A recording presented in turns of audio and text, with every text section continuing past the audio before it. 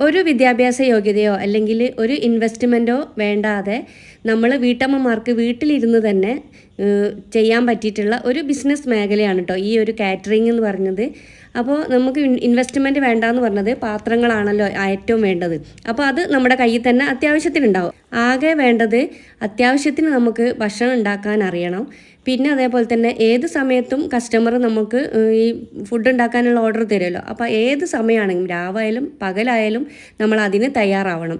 എങ്കിൽ തന്നെയുള്ളൂ നമുക്ക് അത്യാവശ്യത്തിനുള്ള ഒരു വരുമാനം കയ്യിൽ വരികയുള്ളൂ. ഈ ലക്ഷക്കണക്കിന് വരുമാനം കിട്ടും തന്നെ പറയാൻ പറ്റിയിട്ടുള്ള ഒരു മേഖല തന്നെയാണ് കേട്ടോ ഇത്. അത്യാവശ്യം നല്ല രീതിയിൽ തന്നെ നമ്മൾ വർക്ക് ചെയ്യുകയാണെങ്കിൽ നല്ല രീതിയിൽ തന്നെ പൈസയും കിട്ടും.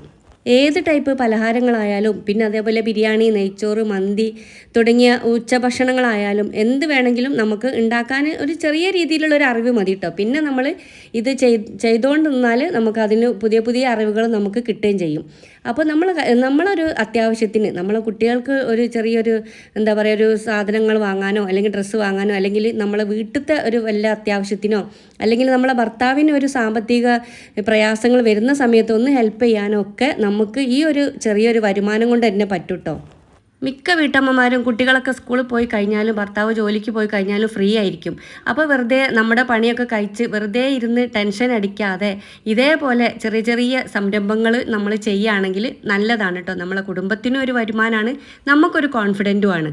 ഏറ്റവും പ്രധാനം നമുക്ക് വരുന്നൊരു കോൺഫിഡൻ്റ് ആണ്. അത് അത്യാവശ്യം നമ്മളെ കയ്യിലൊരു വരുമാനം ഉണ്ടാകുമ്പോൾ തന്നെ കിട്ടുന്നത് തന്നെയാണ്. പിന്നെ നല്ലൊരു മനസ്സമാധാനം ഉണ്ടാവും. വെറുതെ ഇരിക്കുന്ന ആ ഒരു പ്രശ്നമില്ല. വേണ്ടാത്ത ചിന്തകൾ വന്ന് നമുക്ക് വല്ല അസുഖങ്ങളും വരുത്തി വെക്കേണ്ട ആവശ്യമില്ല. നമ്മൾ വീട്ടിൽ നിന്ന് ചെറിയ രീതിയിലൊക്കെ ഈ ഫുഡ് ഉണ്ടാക്കുന്നത് കൊണ്ട് തന്നെ FFSൻ്റെ ഒരു വർഷത്തേക്കുള്ള ഈ ഒരു ലൈസൻസ് മാത്രം മതി കേട്ടോ. അപ്പം ബൾക്കായിട്ടൊക്കെ പരിപാടി നടത്തുക, കാറ്ററിംഗ് ഒക്കെ വലിയ രീതിയിൽ നടത്തില്ല. അവർക്ക് മാത്രമാണ് വേറെ തരം ലൈസൻസ് ഒക്കെ വേണ്ടത്.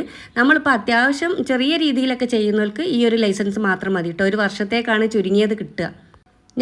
എനിക്ക് അറിയാവുന്ന ആളുകളോടൊക്കെ പറയലുണ്ട് കേട്ടോ, എന്തെങ്കിലും ഒരു ചെറിയ ഒരു പരിപാടി നമ്മൾ വീട്ടിലിരുന്ന് ചെയ്യണം. ഇനി തയ്ക്കാൻ അറിയുന്ന പോലെ അങ്ങനെ ചെയ്യുക, കുക്കിംഗ് അറിയുന്ന പോലെ അങ്ങനെ ചെയ്യുക. കുക്കിംഗ് അറിയുന്നതുകൊണ്ടാണ് ഞാൻ ഈ ഒരു മേഖല തിരഞ്ഞെടുത്തത്. എനിക്കിതുവരെ ഒരു നഷ്ടം വന്നിട്ടില്ല കേട്ടോ.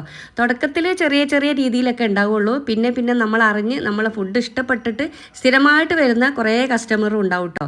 ആദ്യമായിട്ട് ഈ പലഹാരങ്ങളൊക്കെ ഉണ്ടാക്കി തുടങ്ങുന്നവർക്ക് നമ്മളെ തൊട്ടടുത്തുള്ള കൂൾ ബാർ, ബേക്കറികളൊക്കെ ഉണ്ടാവില്ല, അവിടെ അന്വേഷിച്ചാൽ മതി കേട്ടോ. ചായക്കുള്ള സ്നാക്സ് ഉണ്ടാവും എന്ന് പറഞ്ഞിട്ട്.